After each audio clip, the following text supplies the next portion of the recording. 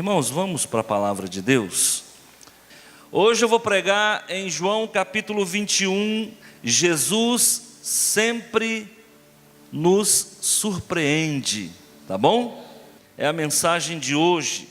João capítulo 21, eu vou ler do versículo 1 até o versículo 14. Depois disto, tornou Jesus a manifestar-se aos discípulos junto do mar de Tiberíades, e foi assim que ele se manifestou.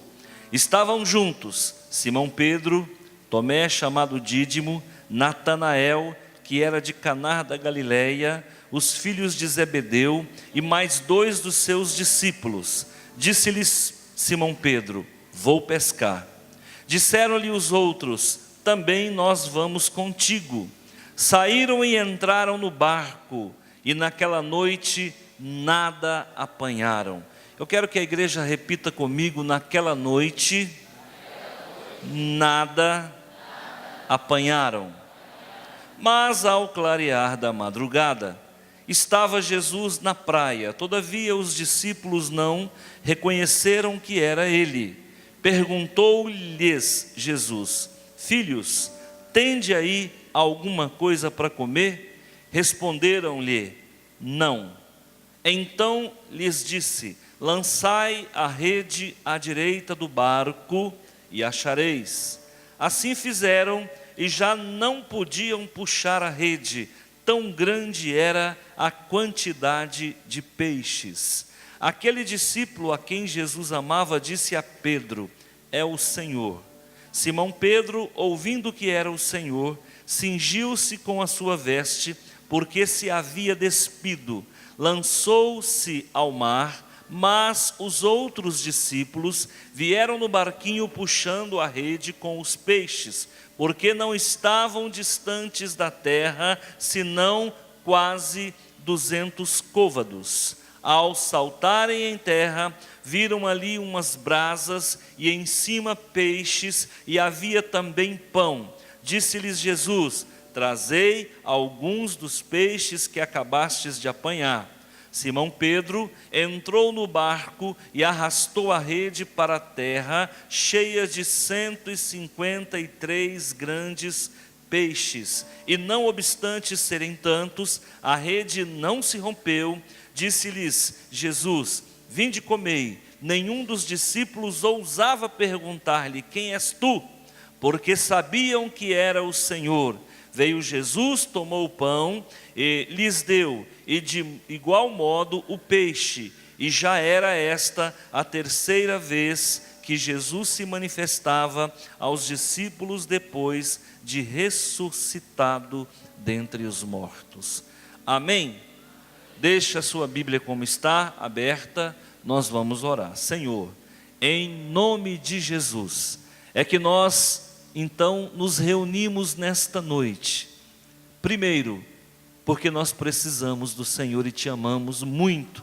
Queremos ouvir a tua palavra declinar sobre os nossos corações, aquecendo-nos a alma e nos dando, Senhor, elevação espiritual. Meu Pai, toda força maligna está manietada pelo poder do nome de Jesus. Está, meu Deus, desautorizado toda seta do mal. O Senhor está no meio de nós, e a tua boa mão se estende sobre nossas vidas. Guarda-nos, Pai, porque o Senhor é Senhor dos senhores. O Senhor é o nosso grande El Shaddai. Louvado seja o nome do Senhor, e guarda-nos do mal, em nome de Jesus. Amém. Jesus sempre nos surpreende. Você acredita que realmente Jesus sempre surpreende? Eu acredito. Essa história é uma história de final feliz. Embora o Salvador tenha pago um preço muito alto, um preço que nós não podemos mensurar. Ninguém pode fazer ideia o que é morrer numa cruz, como bandido, como criminoso, julgado de forma injusta e condenado por um crime que não cometeu. A plenitude do tempo, dos tempos, é exatamente o momento em que julgou Deus ser o ápice para agir em prol da humanidade. Quem estava no comando político, bélico, social de todo o mundo era nada mais, nada menos do que um país, uma nação, um império chamado Roma, que havia nascido há mais ou menos 200, 300 anos antes de tal fato. E Roma havia sobrepujado o Império Grego e agora estava dominando toda aquela região ali do Oriente Médio, da Ásia Menor, da Europa. Roma era o país, foi o império mais bem organizado que nós já conhecemos. A política romana até hoje é praticada. As táticas bélicas do exército romano até hoje são aplicadas. Agora Roma estava no domínio de uma pequena nação chamada Israel. Na plenitude dos tempos, por quê? Porque havia maturidade por parte da humanidade em receber alguém tão especial como Jesus. A cultura grega, ela dominava todo o cenário. A força do Império Romano impunha a Pax Romana. Então, Roma havia pavimentado as estradas. Roma havia colocado guaritas de soldados, trazendo a paz romana. O sistema de correio já funcionava, já havia escolarização para a maioria das pessoas. Então a plenitude do tempo nada mais é do que a capacidade de entendimento da humanidade para o recebimento do Salvador Jesus, amém? Você entendeu isso? Ficou claro o que é plenitude do tempo? Plenitude do tempo é o tempo em que Deus julgou para trazer o Salvador e a vinda dele pudesse alcançar toda a humanidade, as que ficaram para trás e as que viriam posteriormente. Nós somos um dos povos que Jesus queria alcançar e de fato alcançou, graças a Deus. O Brasil é um dos países mais evangelizados do mundo. O Brasil é um país de porta aberta. O Brasil é um país, é uma terra em que se plantando tudo dá. E aqui nós sabemos que o Evangelho foi plantado pelos nossos irmãos americanos, presbiterianos e batistas, que saíram dos Estados Unidos e vieram para este continente, por ocasião do século 18 e 19, para pregar o Evangelho. E graças a Deus, nós somos hoje 40 milhões de pessoas que falam a mesma língua, que crê no mesmo Deus, no mesmo batismo e no mesmo Senhor. Amém? Às vezes divergimos na quantidade de água, às vezes divergimos quanto ao que é sacramento e o que não é sacramento, mas uma coisa é certa, para todos nós Jesus é Senhor e Salvador. Agora as coisas não iam bem, viu? As coisas aparentemente iam mal. Por quê? Porque os discípulos todos capotaram. Após a morte de Jesus, o cenário ficou sombrio. Havia no ar um peso de consciência muito grande. Aquele que estava à frente do apostolado, que era Simão Pedro, para quem Jesus havia dado as chaves do céu, e dito para ele: o que ligardes na terra terá sido ligado no céu. Aquele que disse que morreria por Jesus se preciso fosse, agora numa liderança oprimida, deprimida, chama os seus colegas e diz: vamos pescar? O sonho acabou, não dá mais. O nosso Salvador morreu e agora vamos voltar para as nossas atividades, porque parece que tudo ruiu. Mas não é bem assim que as coisas funcionam. Quantas vezes na sua vida você vai sentir vontade de parar. Quem que aqui está, que é cristão, que professa fé em Jesus, já pensou em fechar a Bíblia e desistir da fé? Honestamente, levante a mão.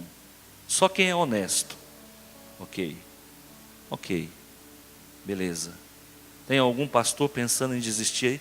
Não desiste não. Pensou. Beleza. Pode espremer muito não, me dá problema. Amém. Irmãos, eu também.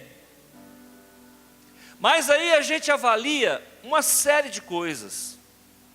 De onde eu vim, quem eu era, e os benefícios que Jesus já nos concedeu. Eu vim do Espiritismo e para lá eu não quero voltar. E fechar a Bíblia, na maioria das vezes, é sinônimo de voltar ao vômito. Sabe qual é a chance de eu voltar a fumar se eu abandonar a fé? 100%. Tabagismo é doença. E eu deixei essa doença não porque eu me amo, mas é porque Jesus me amou e me deu condições de abandonar o cigarro. Fumei 25 anos da minha vida e não parei de fumar porque me amo, mas parei de fumar porque amo a Jesus e Jesus me capacitou. Se eu parar de fumar, se eu parar de servir ao Senhor Jesus, eu vou voltar a outras práticas também. Porque o que me mantém no caminho do Senhor é a palavra. O que me mantém no caminho do Senhor não é o milagre, não é o sobrenatural. O que me mantém no caminho do Senhor é a palavra. Por isso a Bíblia fala que a palavra permanece, os sinais vão passar. Por que o apóstolo João fala que o maior dom de todos é o amor? Porque no céu nós vamos precisar dele. O dom de línguas, nós não vamos precisar dele. O ressuscitar mortos, nós não vamos precisar dele. O dom de profecia, nós não vamos precisar dele. Por isso o dom de amor, de amar, é o maior dom que Jesus nos deu. Porque lá nós vamos exercitar o dom de amar de manhã, de tarde, de noite, o tempo todo. Mas o que aconteceu? O apóstolo Pedro parece que perdeu o dom do amor. Por quê? Porque os nossos pecados nos afastam do amor de Deus. Os nossos pecados nos constrangem a uma vergonha que nos empareda e nos coloca contra o muro. Quantas pessoas hoje, no meio cristão evangélico, estão vivendo no muro das lamentações? Quanta gente está aqui e tem lamentado, por quê? Porque falhou com Deus e agora está emparedado, perdeu o amor e não consegue voltar para o Senhor Jesus. É para essas pessoas que eu estou pregando. Eu estou pregando para você que voltou a pescar. Eu estou pregando para você que está pensando em deixar a fé. Eu estou pregando para você que está frio na fé. Eu estou pregando para você que vir à igreja e não vir à igreja não está fazendo muita diferença. A mensagem já não te toca mais. Hoje eu atendi uma jovem e ela disse assim para mim: pastor, eu não sinto mais Deus. Pastor, eu louvo, mas eu não sinto mais a presença de Deus. Eu estou fria na fé. Eu estou com vontade de parar tudo. E aí ela começou a chorar. Falei: filha, olha dentro dos meus olhos e me diga, como está sua vida de oração? Está ruim, pastor. Eu falei: é diretamente proporcional. Na medida em que você busca, você recebe. Quem busca pouco, recebe pouco. Quem busca muito, recebe muito. É assim que funciona.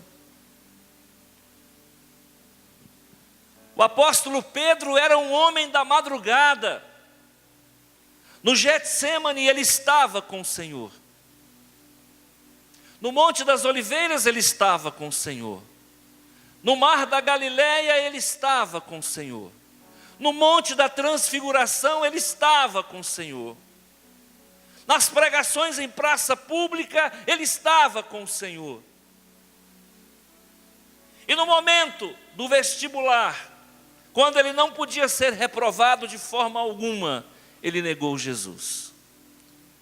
E ele negou 3 vezes. E com isso ele se envergonhou. Não chegou ao ponto de suicidar, como fez Iscariotes, mas ao ponto de abandonar tudo, e ele já sabia que Jesus havia ressuscitado. Tem muita gente que sabe que Jesus ressuscitou, que sabe que Jesus morreu pela igreja, que sabe que Jesus está no templo, mas não consegue renovar a sua fé, não consegue renovar a sua esperança. É para essas pessoas que Jesus se manifesta. Se você é de Deus, e o que essa pregação não conseguir fazer, na madrugada o Senhor vai fazer contigo. Não feche a tua Bíblia. O Senhor me fala que tem pessoas aqui querendo fechar a Bíblia. Decepcionado com o marido, decepcionado com o casamento, decepcionado com filhos, decepcionado com a vida. Assim estava o apóstolo Pedro. Irmãos, não era um qualquer não. Não era um Antônio Ulisses não. Não era um pastor Pio, não. Era o apóstolo Pedro, que era linha de frente, que viu Jesus ressuscitar a filha de Jairo. Quando Jesus entra na câmara mortuária para ressuscitar a menina, e então ele profere a frase, Talitá cumi, menina, levanta-te. Ali estava Pedro, ali estava João, ali estava o pai da menina e a mãe da menina. Esse Jesus aqui viu, esse Pedro aqui viu coisas que você não viu. No Monte da Transfiguração, quando Jesus então, num lampejo, ele faz brilhar novamente a glória que ele havia destituído-se. Então ele faz ressurgir a sua glória. E o apóstolo Pedro desmaia. Ele viu coisa que você não viu. Ele viu Jesus multiplicar os pães. Ele viu Jesus ressuscitar o filho da viúva de Naim. Ele viu Jesus curar a filha da cananeia, a endemoniada. Ele viu Jesus multiplicar os pães. Possivelmente ele foi um dos que ajudou a tirar a pedra para que Lázaro ressuscitasse. Ele era homem da linha de frente. E deixa eu falar uma coisa para você. Ele esfriou na fé. Imagina eu e você, que não vimos nada disso. Eu quero apenas te dizer, as coisas vão melhorar. Hoje, faço uso dessa tribuna, faço uso desse altar, para ser boca de Deus na tua vida, e dizer para você, não largue o teu marido, não desista dele, é Deus que está mandando falar. Pastor, ele está mergulhado no pecado, ele dá um passo para frente e um para trás. Hoje, o Senhor Jesus resgata você da frieza, do sofrimento, da mornidão. Jesus sempre nos surpreende. Mas antes de dizer quais são os pontos, eu quero que você me diga qual é o teu problema.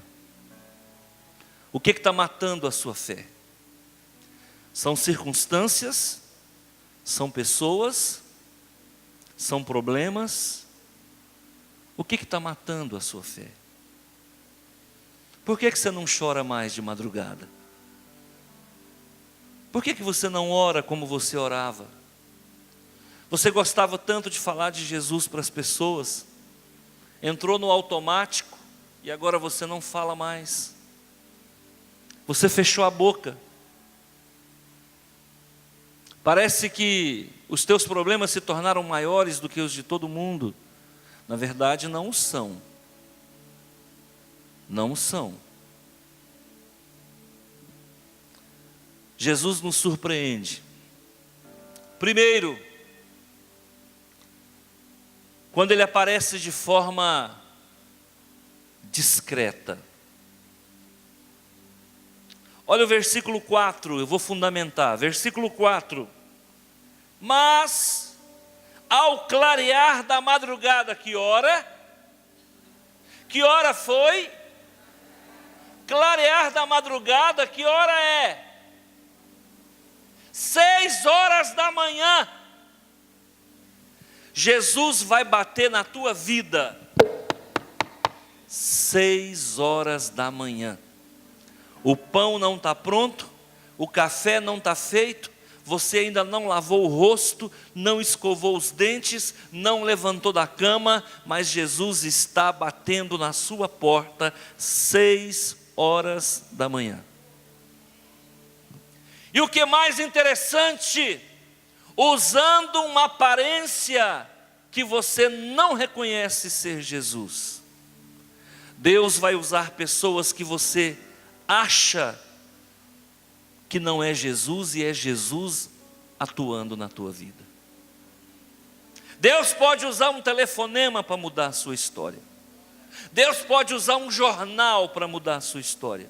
Deus pode usar uma mensagem de celular para mudar a sua história. Parece que não é Jesus, mas é Jesus.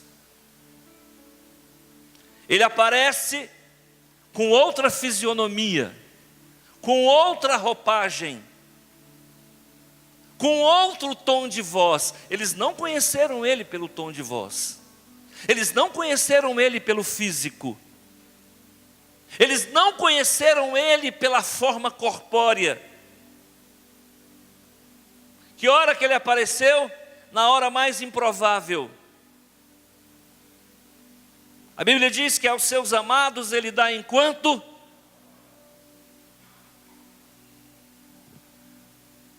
Jesus nos surpreende, sempre com discrição. Ele é discreto. Eis que estou à porta aí. Olha como é que Jesus bate. Quem escutou, levante a mão. O diabo não bate na porta, ele arrebenta ela. Jesus bate de forma discreta. O nosso Jesus é discreto. Ele não toca trombeta. Ele não faz estardalhaço.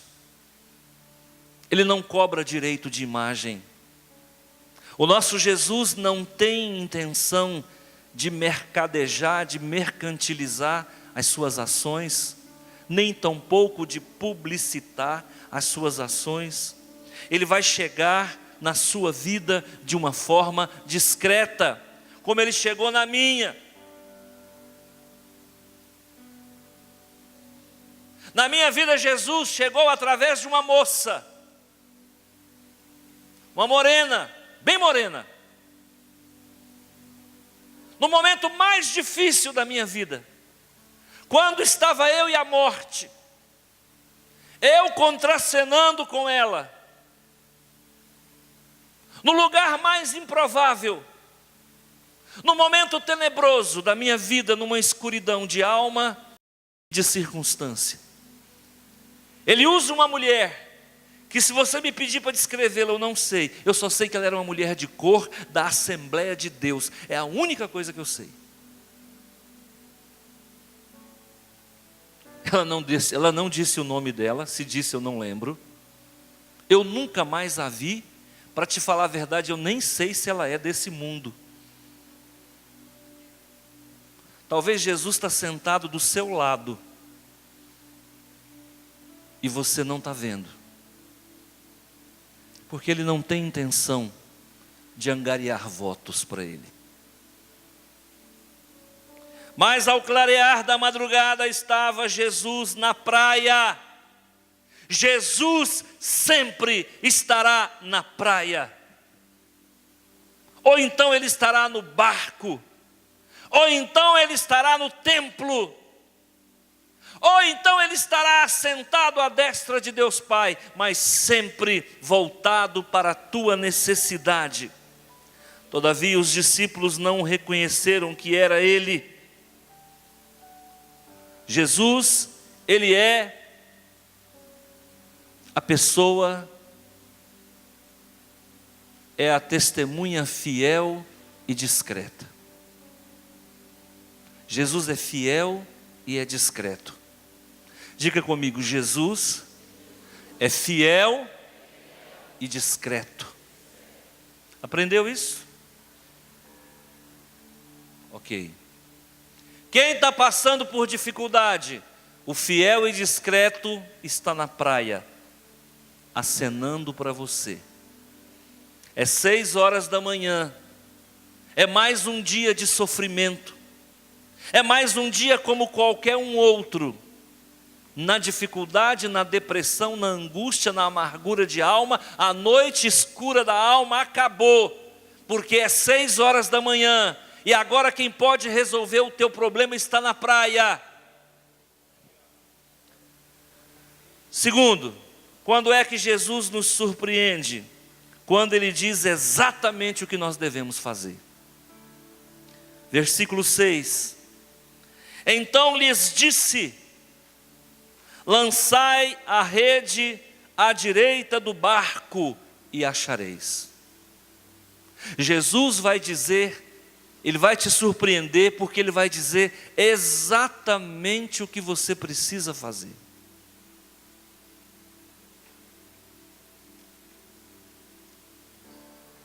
Quando eu tive um problema numa igreja, quando eu não era pastor, mas já estava estudando para sê-lo, eu tive um problema sério com um pastor que me pastoreava, que não era meu pastor, porque se fosse eu não teria tido problema com ele. A gente tem problema com o nosso líder quando ele não é nosso pastor, porque quando ele é, a gente não tem problema com ele. E uma menina, uma moça, chamada Shirley, que era muito minha amiga, eu abri o coração com ela.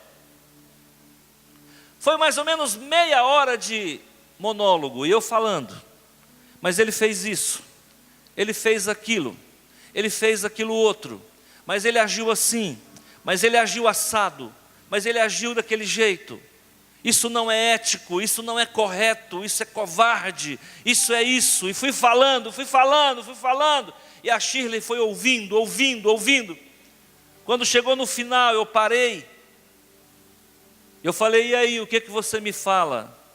Ela olhou dentro dos meus olhos e disse: ame o seu pastor. Eu fiquei muito angustiado, muito irado, decepcionado.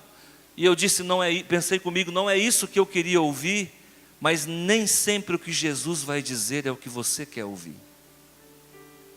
Deixa eu fazer uma pergunta para você. Esses homens estavam a noite inteira pescando. Pedro era pescador de carteirinha, nasceu em Cafarnaum, às margens do mar da Galileia. Será que Pedro sabia pescar ou não? Esse homem passou a noite inteira jogando a rede e nada. Deus é o Deus do nada.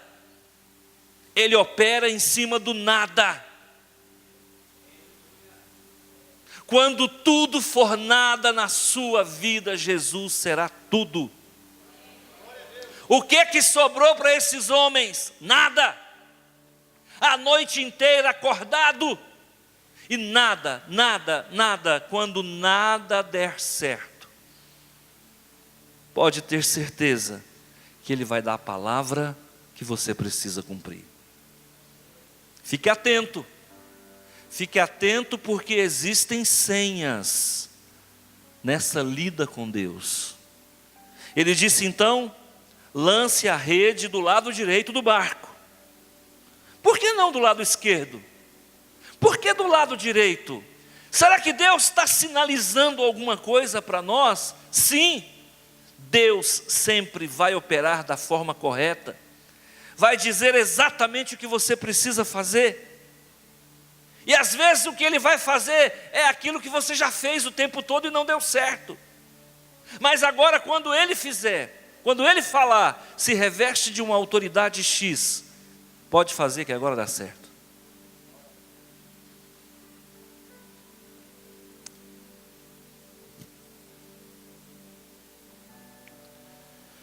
Sabe quando é que Ele vai te surpreender?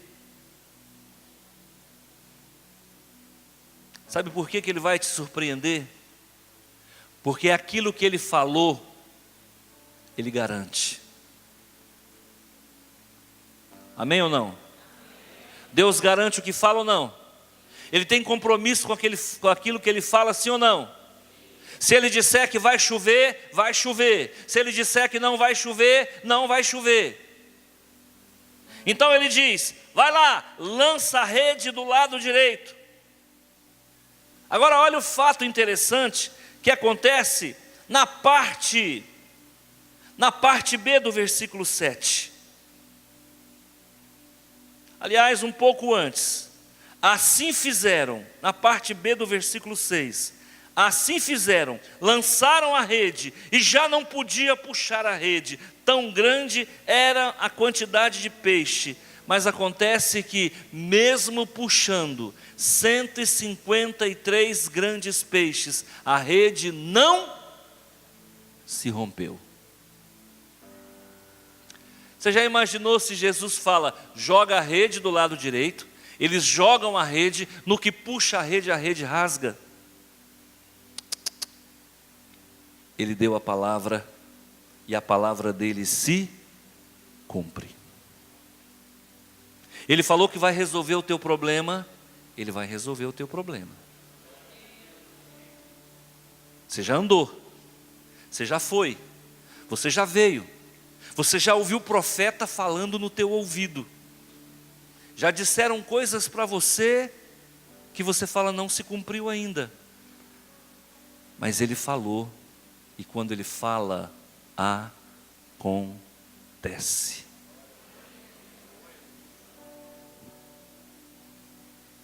A rede não vai se romper. O casamento não vai acabar. Amém? Ele vai te surpreender porque Ele sustenta aquilo que Ele fala. Qual a explicação da ciência para que o sistema solar permaneça na órbita a qual está? A Terra no seu devido lugar, ela não se move nem para a direita, nem para a esquerda, nem para cima, nem para baixo. Marte está no seu devido lugar, ele não se move nem para cima, nem para baixo, nem para a direita, ele não sai da órbita.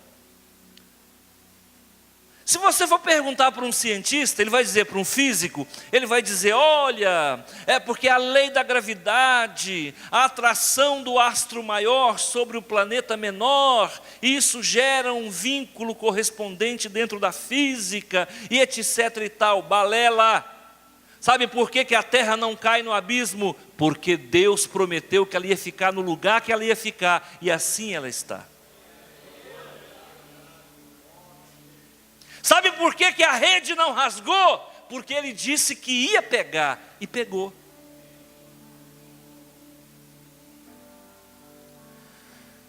Sabe quando é que Deus vai te surpreender? Quando Ele vai matar a tua fome, vai resolver o teu problema. Olha lá, versículo 9. Ao saltarem em terra, viram ali umas brasas, e em cima peixes. E havia também pão. Olha o versículo 12. Disse-lhes Jesus: vinde, comei. Nenhum dos discípulos ousava perguntar-lhe: quem és tu? Porque sabiam que era o Senhor. Veio Jesus, tomou o pão e lhes deu, e de igual modo o peixe. Pedro estava angustiado, envergonhado, oprimido, derrotado, infeliz, mas ele ainda não havia perdido a fome de Deus. E o que é que nós vemos nas igrejas? Pessoas que estão deprimidas, derrotadas, envergonhadas, humilhadas e perderam a fome de Deus. Não perca a fome do teu Deus. Enquanto esse fogo queimar dentro de você, ele vai ser um oásis na tua vida. Vem, pode vir. Hoje tem pão e hoje tem peixe. Que hora é? 6 horas a noite inteira sem dormir, com muita fome, e eu tenho o que você precisa, eu vou te entregar agora. É mês de abril, é mês de maio, dia 2, e até agora nada. Você não pegou nada. Parece que o ano de 2019 nem começou. Está pior do que o 2018. Mudou o presidente e a coisa ficou pior. Hoje tem pão e tem peixe para você. O tratamento de Deus é individual. O tratamento de Deus é individual. Quando ele chama os apóstolos, ele fala com Pedro.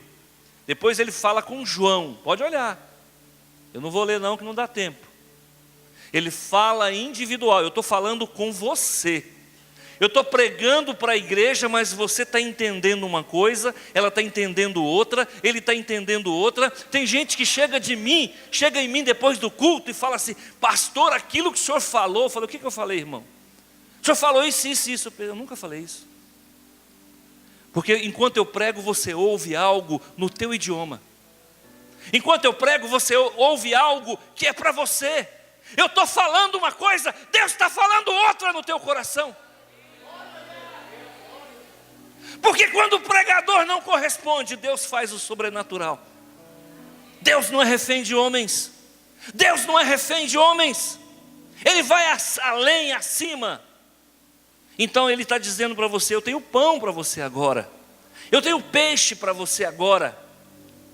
Mas traz o que você tem, que foi eu que te dei. Você agora tem 153 peixes, mas foi eu que te dei. Porque você não tinha nada quando eu entrei na sua vida. E eu entro na tua vida e eu mudo a tua história. E agora você tem. Traz o que você tem. Traz o que você tem. Porque somado com o que eu tenho, eu resolvo o teu problema. Resolvo o teu problema.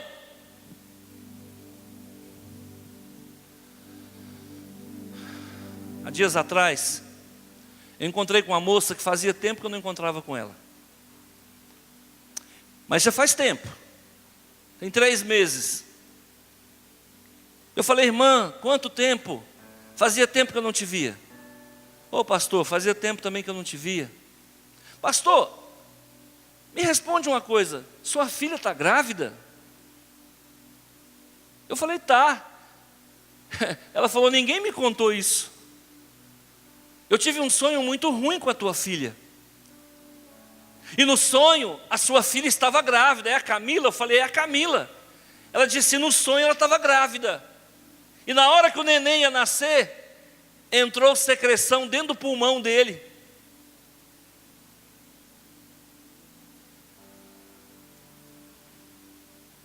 E eu fiquei muito perturbada com esse sonho. E agora, quanto tempo depois eu te encontro, e me veio isso muito forte na minha mente. Está tudo bem com ela? Eu falei: está tudo bem. Pensei, não está bem é comigo agora. Com ela está bem, agora eu fiquei com um problema. Fui embora para casa. E comecei a falar com Deus. Pai, o que é que o Senhor está falando? Fala para mim. Que negócio é esse de secreção entrando dentro da boca, do nariz, entrando no pulmão? Que negócio é esse? Senhor, a partir de agora eu tenho uma fala com o Senhor, todos os dias até esse neném nascer. E o neném nasceu tem 2 horas. Ontem à noite, a semana passada, o mês passado, todos os dias, eu falo, Senhor, não vai entrar secreção nem na boca e nem no pulmão, em nome de Jesus. E eu comecei, irmão, a proclamar essa vitória na vida do nosso neto. Graças a Deus não entrou secreção nem no nariz e nem na boca.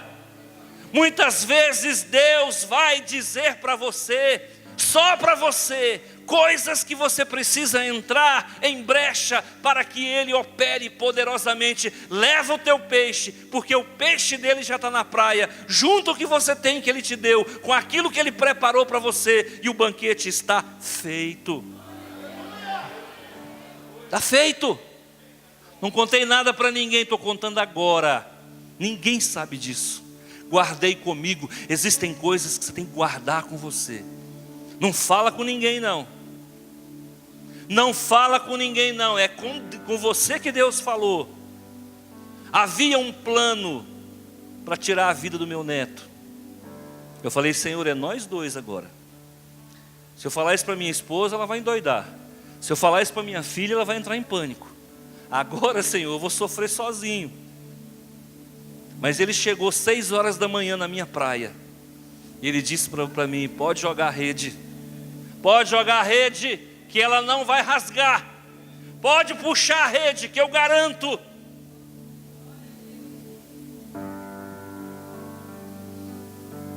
Sabe por que Deus vai saciar? Sabe por que Deus vai te surpreender? Porque Ele vai saciar a tua fome. Ele vai atender os teus desejos. Ele vai resolver o teu problema. Ele vai na frente. Nós precisamos mudar a nossa mente.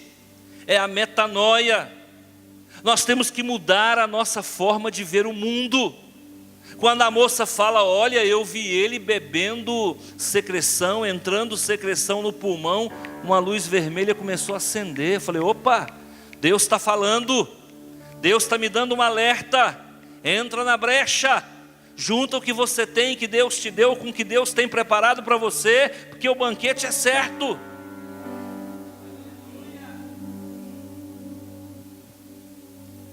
Deus nos surpreende, irmãos.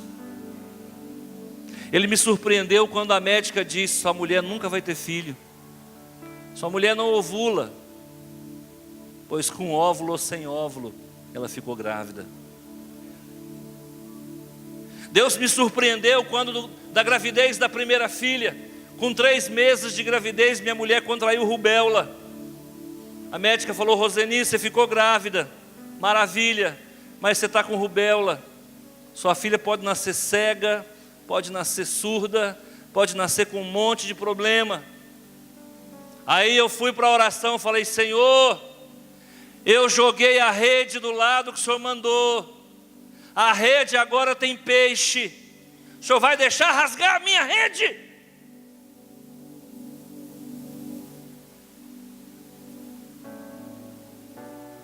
Aprenda a conversar com Deus. Aquilo que Ele prometeu, Ele vai cumprir. E não rasga a rede não. A menina nasce sem problema. A mulher que não ovulava fica grávida. E a criança que ia beber secreção não bebe. Esse é o nosso Deus, que sempre nos surpreende. E aí? Deus te fez uma promessa. Fez ou não fez? A rede rasgou? A rede rasgou? Joga de novo.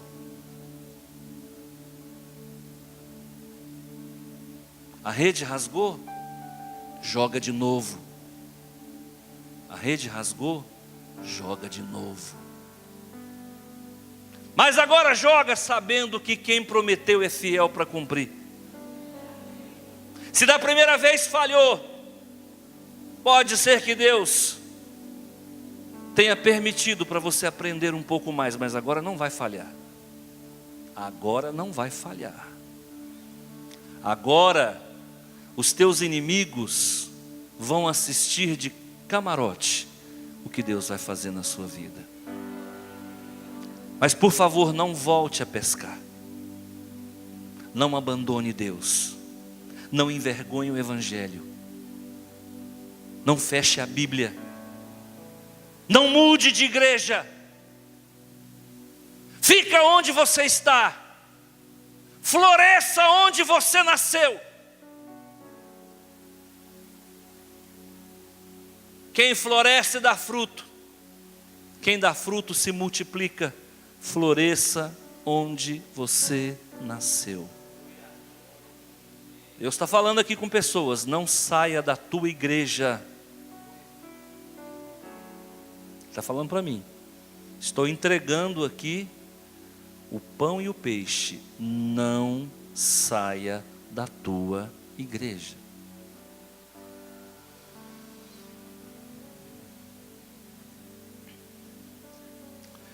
Bananeira, dá um vento, ela quebra a folha. Às vezes ela quebra o caule. Às vezes ela tomba. Sabe por quê? Porque bananeira tem raiz assim, na horizontal. O dia que você me disser que uma goiabeira tombou, eu rasgo a minha Bíblia. Jesus está precisando de gente com raiz profunda. Quem tem raiz profunda não tomba. Quem tem raiz profunda não cai. Quem tem raiz profunda não vai com vento.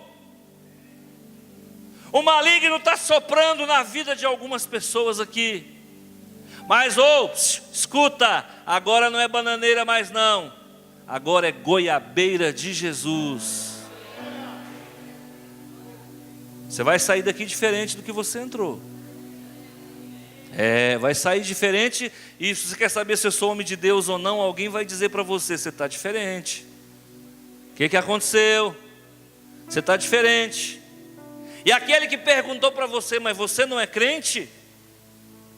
Ele não vai mais perguntar, porque agora ele vai saber que você é crente. Não chore mais. Não se descabele mais. Não pense mais em morrer. É para você essa palavra. Volta para os caminhos do Senhor, como foi no passado. Não feche a tua Bíblia e verás a glória de Deus. Amém?